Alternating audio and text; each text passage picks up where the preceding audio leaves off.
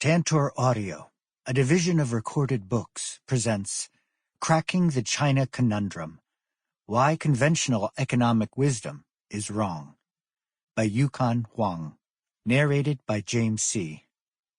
Publisher's Note: this audiobook contains references to visuals present in the print and e-book editions of the book. Preface. Anyone following the economic rise of China will likely be confused by the differing views being expressed. Explanations vary among casual observers as well as acknowledged experts, whether in the United States or in China. I am part of that scene, with biases shaped by my own heritage, education, and professional experiences. I was among the first wave of Chinese who immigrated to the United States during and after World War II. My perspectives were shaped by public schools in Washington, D.C., and then at Yale and Princeton for my education in economics. After teaching at various universities, followed by a stint with the U.S. Treasury, I had a long career with the World Bank, working in countries as diverse as Malaysia, Tanzania, Burma, Bangladesh, Russia, and finally, China. Until a few years ago, my thinking would have been characterized as Washington-centric and typical of those working in international agencies, such as the World Bank or International Monetary Fund. That might have been the end of my intellectual evolution, but I found myself by chance jolted into another direction after I joined the Carnegie Endowment for International Peace in Washington, D.C., in the spring of 2010. Carnegie was looking for an economist to write and stimulate debate on China for an international audience. I decided to give it a try, initially on a part-time basis, because it was not clear to me, and no doubt also to Carnegie's management, whether I would be a good fit. Having spent most of my career working at a development bank operating on a confidential creditor-borrower relationship, I had not paid much attention to the concerns of the general public. When I went to China in 1997 as the World Bank's first Beijing-based country director, China's economic policies were mainly a curiosity for those interested in how a large and very poor nation was transforming itself. By 2010, China's rise had become a hot topic, with the media, academics, and financial community fascinated with every aspect of its development. What differentiated China from other countries was the centrality of economic issues in shaping China's role as an emerging great power. And this resurgence was anything but normal in its manner and impact.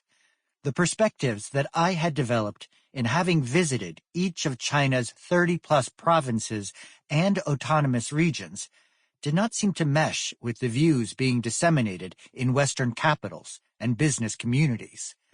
Location clearly mattered, as did the orientation of institutions in shaping perspectives. But it went deeper than that. Why did so many Sino-specialists see as a risk something that I saw as a non-issue, and vice versa? Having worked on China for so long, I had come to recognize, as have others, its strengths and vulnerabilities. But global opinions tended to be more extreme, casting the country as either poised to take over the world or doomed to collapse. Thus began a process of revisiting my own beliefs and the arguments made by others and, in the process, trying to crack the China Conundrum. Having spent the years before arriving in Beijing working on the former Soviet Union, I soon realized that the major reason why views varied so much among researchers came from the absence of any agreed-upon analytical framework for thinking about China's unique transition as it moved from central planning to more market-oriented systems, while still retaining a major role for the state. The contrasting views suggested that there was a perspective missing in much of the China debate, rooted in how one analyzed the country's economic and political transformation. I assumed initially that this was primarily a Western problem. But over time, I realized that it was also a problem for those in Beijing, including myself. All this forced me to question many of the principles that I had formerly accepted as conventional wisdom. In doing so, I had become both a skeptic and a contrarian. The inspiration for my first article came from a point that I made at a seminar at the Carnegie Endowment in Washington, D.C. in the summer of 2010. At the time, the accepted view was that China's currency, the renminbi, needed to appreciate given the country's persistent trade surpluses, but the ultimate objective was that its exchange rate needed to be market-driven, and that meant it could move either way. China was also experiencing massive inflows of capital as markets assumed the currency would continue to strengthen. In other words, the renminbi had become a one-way bet, and this was not sustainable. The challenge was to find occasions for it to depreciate, and, with the collapsing euro, that time had arrived. I wrote up my argument for the Financial Times, which came out on June 10, 2010, as China can let the renminbi depreciate. I then turned my attention to a point that everyone was making, that China was consuming too little and investing too much. Thus, it needed a more balanced growth process. But I found it odd that the very factors which helped China grow so rapidly were now viewed as a problem.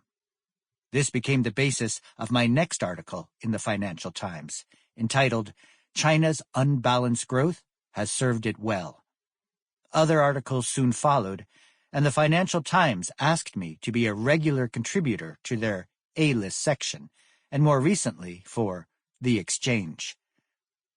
I then began to seek other outlets to make my points, beginning with the Wall Street Journal, which is seen as taking a more free market-oriented and critical view on China. Being a contrarian, however, did not mean that all is necessarily right in the Middle Kingdom.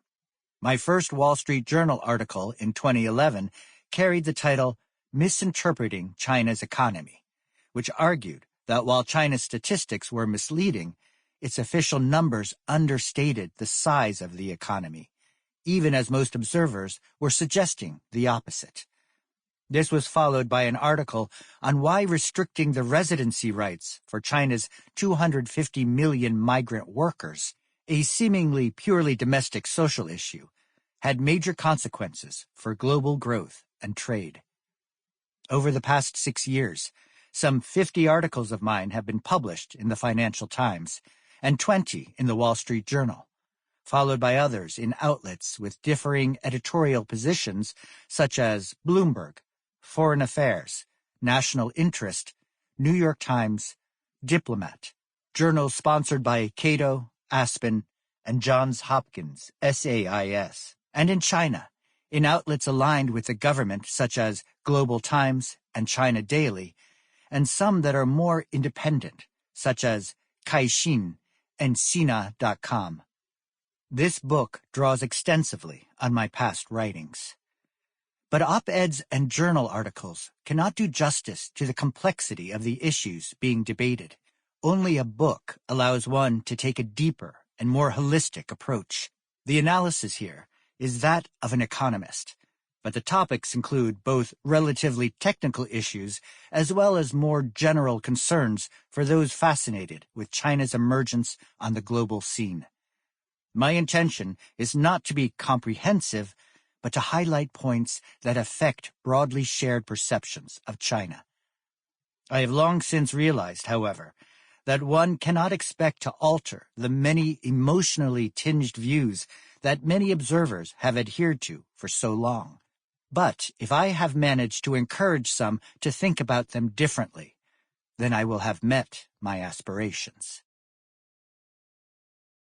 Chapter 1. Introduction. Few countries command the public's attention to the extent that China does, and few generate such widely varying views on its economic and political prospects. This book is about why there are such differences, and why the conventional wisdom is so often wrong. That China warrants so much attention is not surprising. Its remarkable economic performance is challenging the world's geopolitical balance of power and triggering debates on the virtues of state-led versus market-led capitalism. China's rise is seen positively in uplifting hundreds of millions out of poverty, but many also see it as a threat to the established international order and Western democratic traditions. All this is occurring at a time when populist pressures are raising concerns about the economic benefits of globalization and the capacity of institutions to deal with its social and political consequences. Against this background, the intentions of Presidents Donald Trump and Xi Jinping to elevate the profiles of their respective nations and to champion differing views on globalization will increase tensions in the coming years. Why perceptions about China's economy are so often wrong is not as easy to decipher. For China specialists, these differences stem from the lack of an agreed-upon analytical framework. For the public more generally, there are also challenges in drawing the appropriate conclusions about a country that is so big and regionally diverse in the distribution of its natural resources and economic activity. For the economists and financial community covering China, the lack of an agreed-upon analytical framework makes it difficult for views to coalesce. Decades ago, in the heyday of the Soviet Union and centrally planned Eastern European economies, universities routinely taught courses on socialist systems or transitional economies as an academic discipline. With the demise of the former Soviet Union and its economic links with Eastern Europe, this body of analysis faded away as a popular field of inquiry. The consequence is that many of the market-based principles used for analyzing the behavior of firms and macroeconomic aggregates for a typical developing country often fare poorly when applied to China. And because China's financial, fiscal, trade, and social welfare systems are more closely linked than those in market-based economies, it can be difficult to identify the fault lines when problems do emerge. Unlike Russia's rapid economic transformation, China's reform process was more gradual in its systemic shifts. While market forces play a significant role in shaping China's economic outcomes, state-driven mandates often matter more. Western textbooks see competition as being driven by firms, but China's provinces and local administrative units also play a unique role in creating pressures for change. This phenomenon has no counterpart among other developing economies or the historical experiences in Eastern Europe. And because China is a continental economy, regional and spatial factors shape economic outcomes in ways that traditional macroeconomic indicators do not easily capture. This creates a tendency for observers to simplify when a more holistic approach would be more appropriate. Moreover, sentiments are almost always clouded by emotionally tinged differences in ideology and culture between the West and China.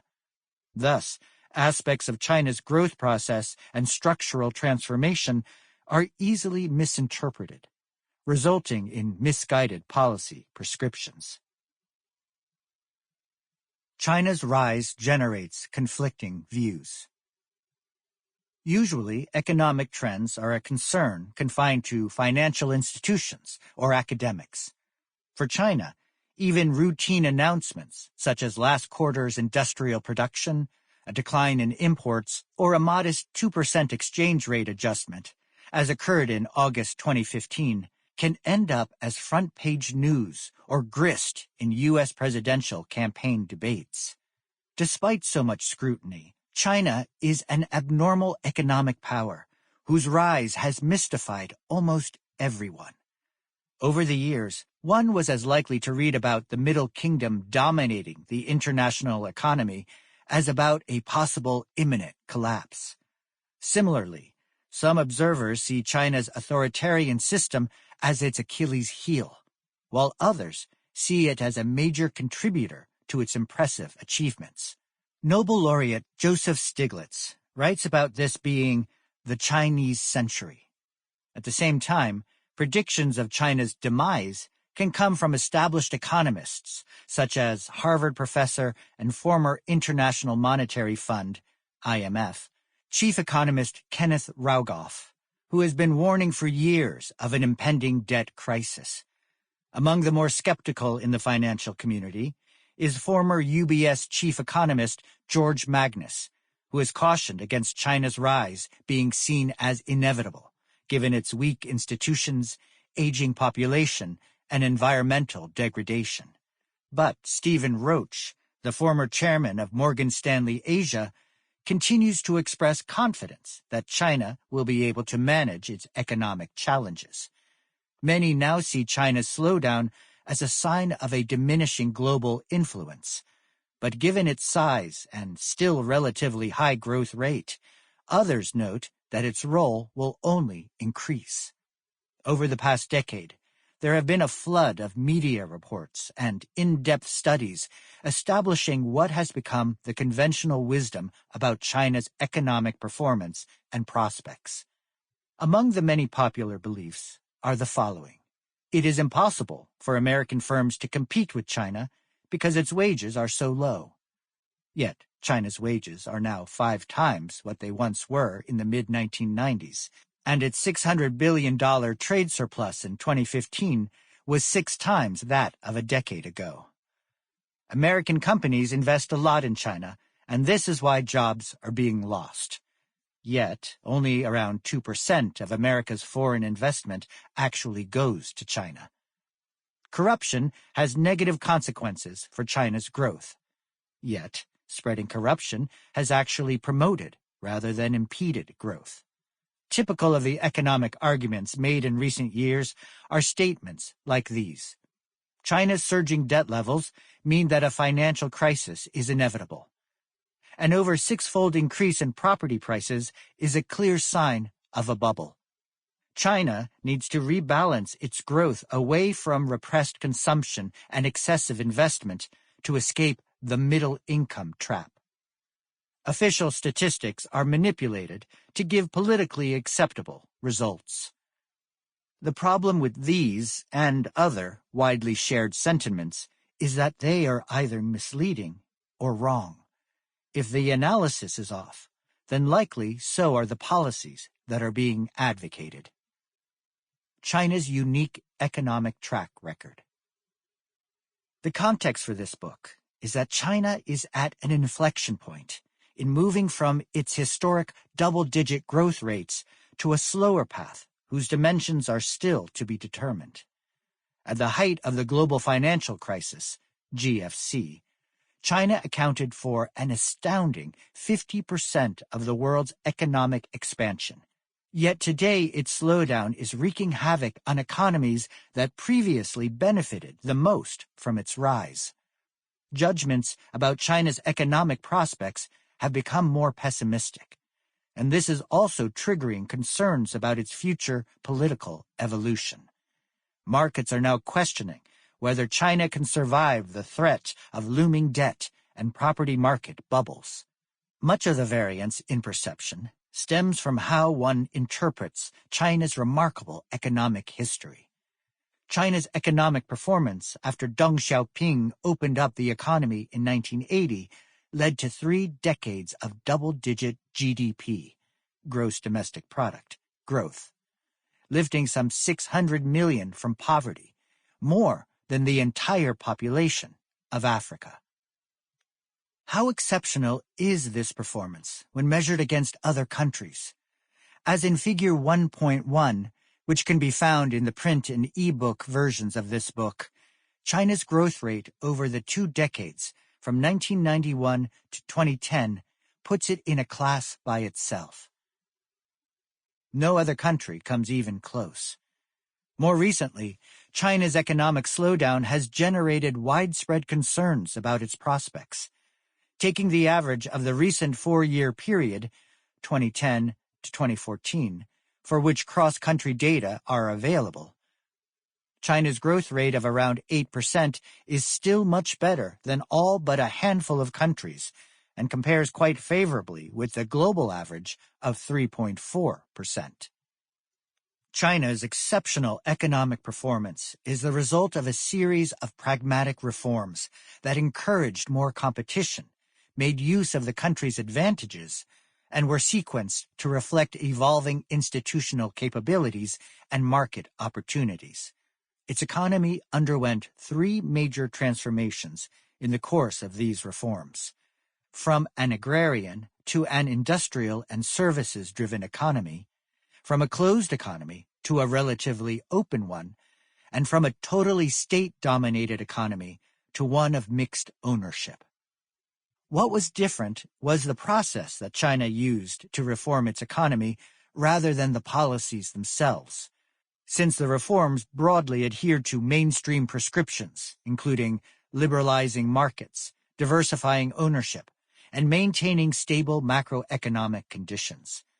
By pursuing reforms in a gradual, experimental way, often with second-best but practical approaches, and providing incentives for local authorities, the leadership was able to develop workable transitional institutions at each stage of development. These reforms made China's firms globally competitive without the need to embrace the mass privatization initiatives that took place in the former Soviet Union. China also grew rapidly because it was partially insulated from the swings in global economic cycles due to its capital controls and command over investment decisions. For much of the period from 1980 to the early 2000s, China's performance was more of an academic curiosity regarding a growth experience that did not fit the usual norms. But that all changed after China gained membership in the World Trade Organization, WTO, in 2001. Its export prowess altered global trade patterns and ultimately geopolitical relations. China's trade surpluses soared to nearly 10% of GDP by 2007, unprecedented for such a large economy. Its surpluses were seen as globally destabilizing, contributing to the large trade deficits in the West, especially for the United States. After suffering through decades of financial weakness and shortages of foreign exchange, China's external reserves expanded 20-fold, from less than $0.2 trillion in 2000 to nearly $4 trillion in 2014, before falling back more recently. For most of this period, China's economic rise was largely seen as a positive outcome that buoyed up exports from commodity-producing nations in South America and Africa, as well as Asian economies that specialized in high-tech components to be assembled in China for European and American markets. China became the major source of lower-cost consumer goods for the world and helped support a protracted period of global economic expansion in the new millennium. For the most part, its success was seen by its neighbors as an economic opportunity, and the process as harmonious regarding its impact on foreign relations. But, in response to the GFC in 2008, China's position both economically and geopolitically changed dramatically. China's policies to counter the financial crisis initially appeared to be a major success in keeping growth going at home when the economies in the West fell into recession. But subsequent cycles of credit expansion generated rapid debt buildup and excessive property construction. This has now raised widespread concerns that China would succumb to its own financial crisis. The combination of having to deal with mounting debt levels, coupled with a maturation of its economy, has led to a prolonged slowdown, which as of early 2017 has yet to bottom out. This contraction has generated worldwide concerns, because China still accounts for about a quarter of the increase in global output. The consequences have disproportionately impacted metal and energy prices, with ripple effects on financial markets. Commodity exporting countries have felt this especially keenly, and prospects seem dampened for many formerly dynamic economies in East Asia. Nevertheless, market watchers and the media have exaggerated the negative aspects of China's economic problems. Many of the uber bears now point to China's recent problems as evidence of a flawed growth model or a precursor to a debt-driven collapse. Yet common sense tells us that no economy can grow at 10% annually forever, doubling in size every 7 years. Cross-country experiences indicate that as an economy matures, growth moderates, just as it did for the other successful developing economies over the past half-century. And while China's debt surge has gone on for too long and needs a more disciplined approach, it is still manageable. China's GDP growth rate of 6.7% in 2016 hit a 25-year low. Yet, it was still higher than any other major economy aside from India.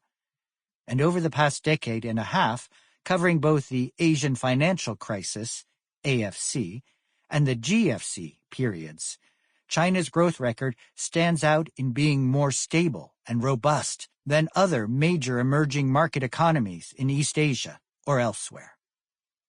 On the foreign policy front, China shifted from what had been seen as a largely passive stance on global and regional issues to increasing assertiveness regarding territorial claims in the South China Sea and similar frictions with Japan in neighboring waters. This has ratcheted up regional tensions and brought China into a more adversarial position with the United States, whose much publicized rebalancing or pivot back to Asia is viewed by Beijing as a containment strategy. These days, security concerns in Asia are focused on the possibility of a conflict between a rising great power and the dominant one. At the same time that China's external relations have become strained, its economic achievements at home are being compromised by widening income disparities, surging corruption, and worsening environmental conditions. The rapid shifts in China's prospects have spawned a growing debate about China's economic and political evolution and its domestic and foreign implications. Differing global views of China. Differing perceptions of China begin with views about its positions in the global economy. For many years, the majority of Americans and Europeans believed that China was already the leading economic power. Yet the rest of the world, especially China's immediate Asian neighbors, as well as China itself, felt strongly that the United States was still on top.